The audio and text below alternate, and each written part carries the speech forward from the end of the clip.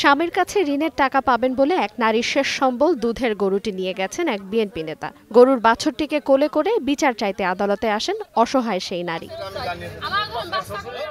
ঝালকাঠির রাজাপুর উপজেলার শুক্তাগড় ইউনিয়নের ভুক্তভোগী গৃহবধূ নার্গিস আক্তার জানান, গত কয়েক মাস ধরে তার স্বামী এলাকা ছাড়া, এমনকি স্ত্রীর খোঁজ খবরও রাখছেন না তিনি। গার্মেন্টসে চাকরি করে একটু একটু করে কিছু অর্থ জমিয়ে সম্প্রতি নার্গিস একটি দুধের গরু ক্রয় করেন। সেই গরুটির 1 মাসের একটি বাছুরও রয়েছে। এদিকে তার স্বামীর কাছে 20,000 টাকা পাওনা দাবি করে স্থানীয় শুক্তাগড় ইউনিয়নের 1 নং ওয়ার্ড বিএনপি সাধারণ সম্পাদক মোহাম্মদ বেলাল খান গরুটি নিয়ে যায়। গরু বেল্লাল লইয়ে গেছে, লই যাওয়ার পর আমি আমার খবর পাইছি যে আমার গরু নিয়েছে। কেডা বেল্লাল? আমি যাওয়ার পর কি গরু আনছো কা?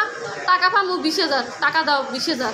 অভিযুক্ত মোহাম্মদ বেলাল খান বলেন, 9 বছর আগে নার্গিসের স্বামী আবু বকরকে 20,000 টাকা ধার দেন, যা এখন সুদে আসলে 30,000 টাকায় দাঁড়িয়েছে। ওনার স্বামীর আমি 20,000 টাকা উঠাই দিয়েছি, 20,000 টাকা উঠাই দিয়েছি একটি বাড়ি একটি খামার দিয়া। এখন এখানে হয়েছে 30,000। এ কয় আমি আস্তে আস্তে দিব।